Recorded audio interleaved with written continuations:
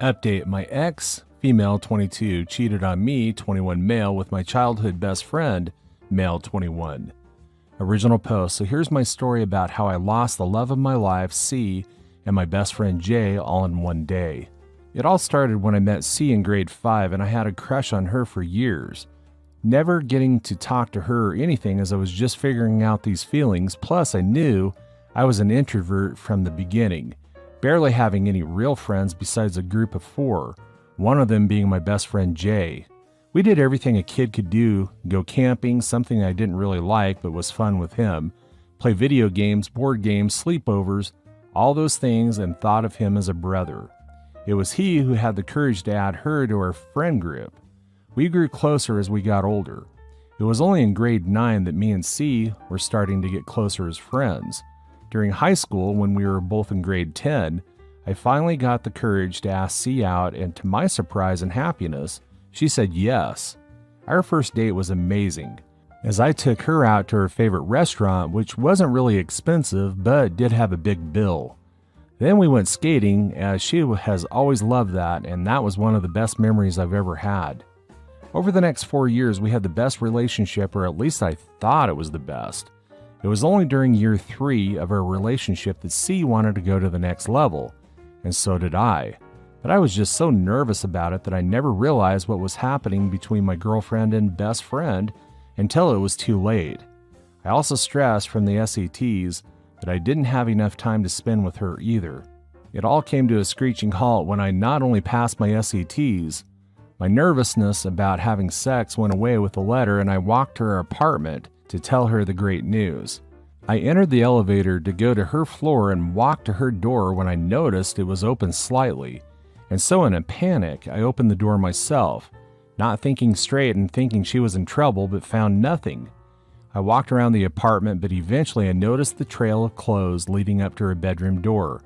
If those weren't obvious, then the moans and screams of pleasure were. That was when I noticed a jacket on the ground, the very same one that I gave Jay on his 18th birthday. I saw only red when I thought that and barged into her room, where they were both shocked at my interruption. But C soon screamed in terror as I pulled Jay off of her and started beating him. I was never a violent person growing up, but this rage and betrayal turned me into someone I hope I could never be again. It's been 2 weeks since I caught Jay and C together, and I have been ignoring every message that they sent me, every call, voicemail they made, and even ignored their families' attempts at getting me to speak to them. I couldn't stand to be in the same room with them anymore. Every time I think of them, I just remember that day when I caught them. Hope you guys have any advice about what I should do next with them, because I don't. Now for the topic comments before reading the update. Tell everyone who has a close relationship with the 3 of you why you broke up. Your ex-girlfriend and ex-friend. I hope may try to change the narrative and make you look bad. Also, go no contact with both of them, block them. They are not worth your time. Your ex-girlfriend is a whore and your friend is not any better. You dodged a bullet. You are young and will find a better lover and better friends. Also, don't let people try to make you forgive what they did to you. You don't have to be the bigger person with people who have no morals. I hope you get better, honey. I know it's hard. You deserve so much better. You are still young and this is a double betrayal. Make sure to tell people so these two don't twist the narrative. Also, get some therapy and push yourself to focus on college or something that will distract you. Fall into the gym or what have you. Move to a different place when you can go to college or transfer depending. The best revenge to do is to be the best you can be. Years from now, you'll look back and be like, dang, I dodged a bullet. He was never your friend. No good friend would ever sleep with your girl. Stay in no contact with both of them. You're already going to college. You're going to make new friends. Enjoy your university day as free and single man, at least for the first years, to get laid with different women and get your confidence, then find a nice, loyal girl. Tell the families to leave you the hell alone because they should feel ashamed to even call you. They obviously didn't do a good job on raising their kids right. Tell them to fuck off and block them. Then block your ex and ex-best friend because they have no place in your life. Instead of her breaking up with you and they go off and date or screw, they'd rather cheat and hurt you. They both do not love or care about you at all. There is no reason for you to ever see or talk to them ever again. If you have mutual friends, tell them they have to choose or just get rid of them all. You don't need those type of people. You don't need anyone who thinks you should accept these disrespectful assholes in your life. You are not overreacting. You are not going too far. You are knowing your worth and having self-respect. Now for the update. So here's my update on my situation. Sorry this took a bit, but I decided to just look at the future for myself now after everything that's happened. So on to the update. As many of you pointed out, I had to get the truth about our breakup before the two of them can vilify me. To my and possibly your surprise, they didn't say anything about me, but they also didn't out themselves. The two of them kept quiet about the whole thing, and I couldn't stand that, watching as if nothing happened between the three of us. So I contacted as many of our mutual friends as I could to tell them.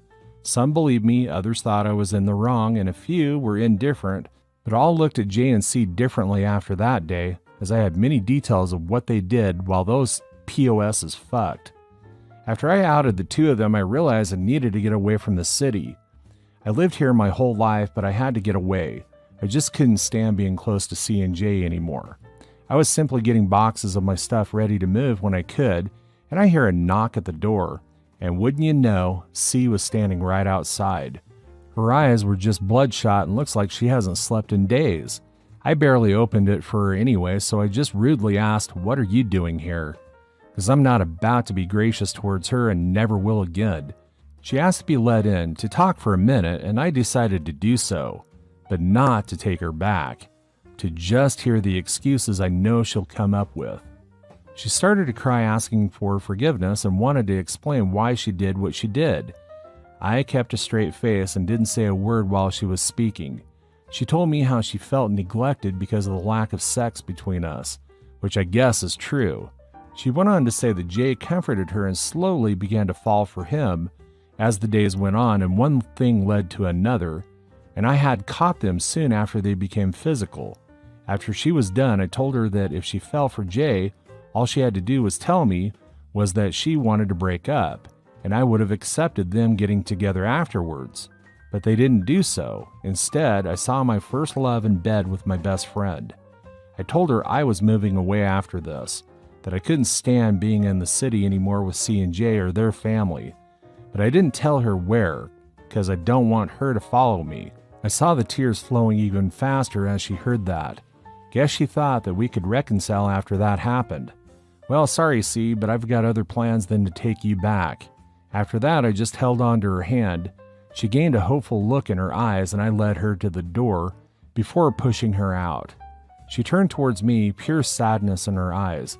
"I'll never love you again. Go back to Jay. I'm sure he'll be happy to accept you fully after all. He already did so." I slammed the door in her face after that, and I heard her crying outside, but didn't care and just continued to relax and pack my stuff. As for Jay, well, never bothered with him again. Didn't speak to him, didn't respond to any of his messages, nothing. I'm done with them. Nothing will ever change that.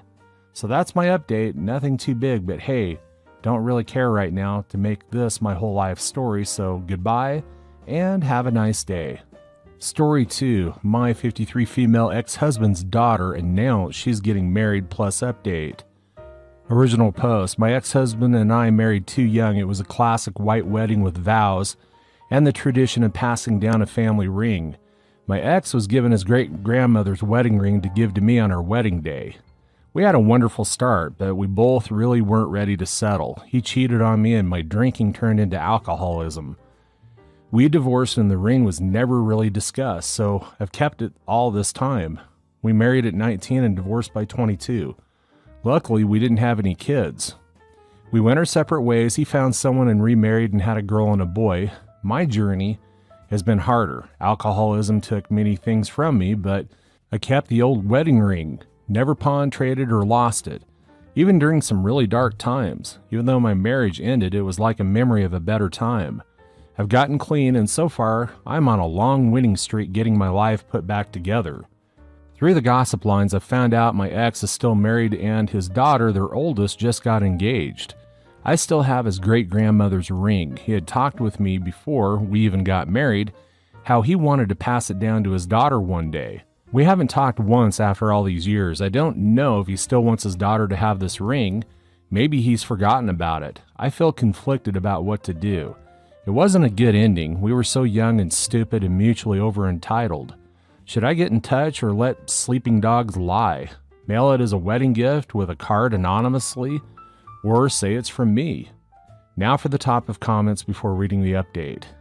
Be an angel, be a complete and wonderful angel, and send him the ring with a little note that says you remember how he had hoped to give this ring to his own child, and that you wish him and the young couple every happiness. You have no legal obligation, of course, and really no moral imperative, but we don't get that many chances in life to give someone as much joy in a single gesture as you would by putting that ring back into his family line. Get in touch and ask if he wants it for his daughter. I may be biased, but I am a pretty sentimental person, but if it was a family heirloom, I would want it back, even if the bride-to-be doesn't want it. I think your post mentioned that he had multiple children. One of them may want it for a future wedding. Yes, he has a younger son, so maybe one day for his wedding, if not his daughter's. I think I should give it back. But should I do it in a delicate or special way? I don't necessarily think so. I am admittedly assuming that his current wife knows you existed, although his children might not. I would just be straightforward and sincere. Hey, I know you probably haven't thought of me in years, but I heard through the grapevine that your child is getting married. I wanted to offer my congratulations. I still have your family ring, and I remember that you wanted to pass it down as well. I'd like to offer it back to your family if you want it. You can reach me at such and such. Best wishes. Now for the update. So, a small recap, my ex-husband and I exchanged wedding vows and I was given his great-grandmother's wedding ring. We divorced, his cheating, my drinking, and the ring was never discussed, and I ended up saving it as a keepsake all these years as a memory of another life I once had. I'm clean now for a long while, and I recently spoke with a friend who knows of my ex's family and brought up how his daughter recently got engaged. I immediately thought of the ring. It was to be passed down to our daughter if we had children. This being a family heirloom, it compelled me to return it even though it's been decades since my ex and I last spoke, and not even sure he'd want it back. After posting here for advice, I decided I needed to do this for his family. I had the ring professionally cleaned at a jeweler and given a pretty box to put it in. While I was there, I took the advice of one commenter and ordered myself a ring. Instead of an inset diamond, I gave mine a ruby. It was my grandmother's name, and she never gave up on me, and it seemed fitting, considering the other ring belonged to a great-grandmother. I decided to have maybe a cliche engraving of the word forward because that's how I've made it here to where I am now, by moving forward. My ex lives about 2 hours into town, and I had a girlfriend come with me. First we drove by and there weren't any cars, so we grabbed lunch and tried again. This time someone was home, and I decided to leave things be. I had my friend go up to the door and knock. I saw him open the door. She handed him the package and pretty much headed straight back to the car. He didn't say much, she told me, seemed a bit confused, but thanked her and that was it. I didn't get to see if it made him happy or if he called his mother saying that the ring found its way home. I imagine him beaming while explaining the ring to his wife as he passes it to his daughter. It is fun to imagine. I also imagine a lot of crying and hugging, but that's probably going too far. I had a note with it. I almost wrote exactly what the commenter suggested. It's been an honor and a privilege to be part of the history of this ring. Please accept it back with the best wishes to your family and to your daughter's engagement. In a way, I kind of like not knowing how everyone reacted. I can daydream about it in my own fairy tale. I didn't include any way to contact me, just my name. I found him and feel if he wants to, he'll find me. But I don't see much point. Our time was short and it ended, and this is probably the best closure I never expected. It makes my heart lighter. Thank you all for helping and sharing this with me. Story 3. I found out that he did it again. I, 25 female, have been with my partner, 24 male, for 5 years now. 4 of them were long distance. We actually celebrated our anniversary last month. I was trying very hard to trust him, and he promised me that he would do everything he could to earn my trust. I could feel in my gut that something wasn't right, like I always did. But I needed proof. I do admit that I should not have done this, but I did a background check on the person he most recently cheated on me with and saved her number since I felt like I would need it later. I would like to add that I did not message her or save any other information, just the phone number. The past couple of months, I noticed that he was very guarded with his phone. I had asked to see his phone so that I could check it, as I had seen a nude of his as his first picture. He allowed me to check his phone, and I looked at everything possible, but there were no signs that I could see. I still felt like something was going on, so about a month later, I asked again, as he was still continuously being secretive, only for him to blame it on me for not trusting him and refusing to let me look through it. This raised red flags. I then noticed a number from my hometown that I didn't recognize calling him, and he swiped it away super quickly. Remember me saying that I felt that I would need her number? We share a phone plan, so I logged in to see his usage. I can't actually see text messages or anything revealing, just the phone numbers. It was 2, but that's all I really needed to see anyway. I compared the numbers and realized that this has been going on for those months that I was suspicious of him. I've confronted him. He confirmed it was the same girl. I'm not even hurt anymore, just angry as hell. She actually reached out to me after I confronted him because he ended it with her and blocked her. At first, we held animosity towards each other due to the misunderstandings that he never bothered to clear up, but talking to her was what I needed. She told the whole truth and answered my questions as I did hers. I can't say we're friends now, but we have a respect for each other as he lied to both of us. He finally gave me all the answers to my questions and told me the whole truth, since I told him I would just ask her for the screenshots if he didn't. He doesn't want to lose me.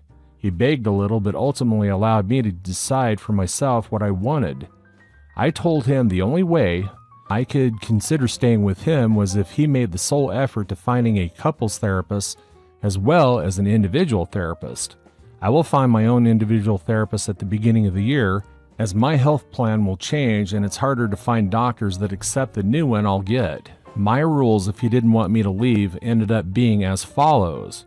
No touching unless I initiate. It will not change until I feel more comfortable with the idea. My love language is touch and his is quality time. He won't be affected as much as I will, but I'm very uncomfortable with the idea of him touching me right now without me initiating it. He needs to tell his friends what happened.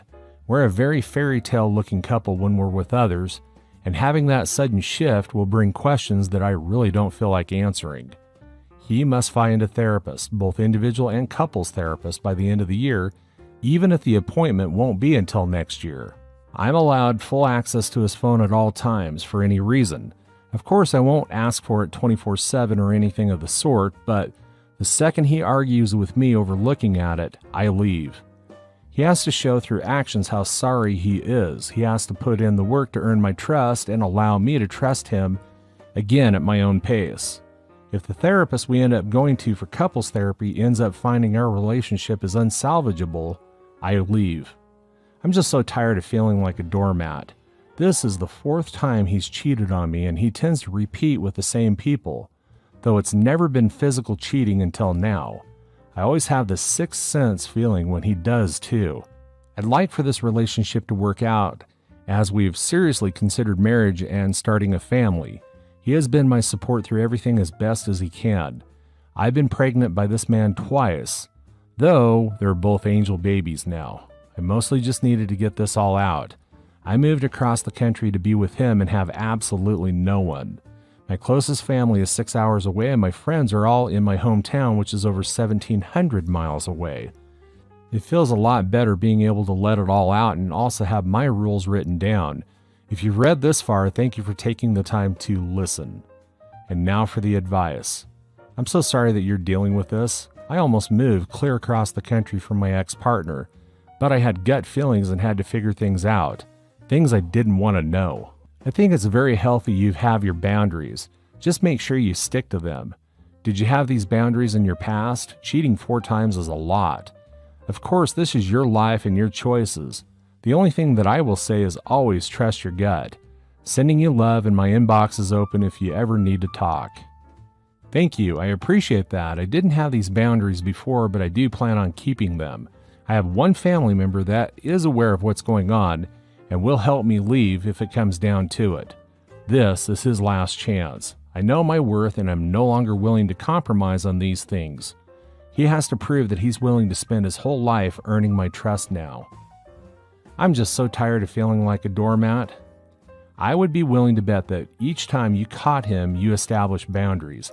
He acted as though he was remorseful, said all the right things, and stepped right over you to cheat 4 times that you know of. Please show yourself the respect that he is not. It takes seconds to unblock someone. Sharing location is easily manipulated by leaving his phone where he says it is. Checking his phone wasn't reliable. What is a therapist honestly going to do? So many cheaters continue to cheat throughout the therapy. He will only get out of what he puts into it. You cannot force him to have insight or understand the hurt he caused. He keeps showing you exactly who he is. Why won't you believe that? I hope you find someone who respects you and loves you the way that he refuses to. This sub is full of too many people who have learned the hard way. If they are untrustworthy before marriage and children, they are untrustworthy afterwards. You deserve better. Going on to story 4, Am I the A-hole? My sister told us not to let her kids go and we listened. My husband and I have twins, Jack and Clara. They made a new friend, Josh. He came to our house multiple times and slept over once.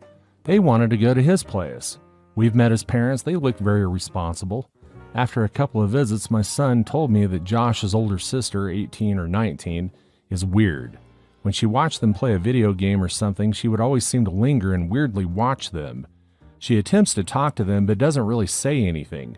She tried to get closer to them, but they don't like it when she does that. It wasn't surprising to me. When we went to visit once, we talked about her kids and theirs, including Josh's sister. If she had friends, she wouldn't have tried to befriend younger kids. One day, our kids was having a sleepover at Josh's in addition to another friend, Sarah. We dropped them off, said hi to the parents, and left. Clara is a very light sleeper. If anyone walks into the room, she'll wake up. Since Josh sometimes snores, his parents prepare the guest room for Clara to sleep in. The guest room is besides Josh's, his sister's, and the parents' rooms. So during that sleepover, Clara woke up and saw that Josh's sister was in her room standing by the door. The girl said that the air conditioner didn't work in her room and she felt hot. She apologized and left. I don't know how the girl managed to walk in, close the door, and wander in the room without Clara waking up. After the girl left, Clara stayed awake for a while and then went to check on her brother and go to the bathroom. She walked and saw the girl leaving Josh's room where Josh, Jack, and Sarah were sleeping. The girl said that she forgot her charger in there. She was holding a charger. So Clara didn't think she was lying, but it was scary at night.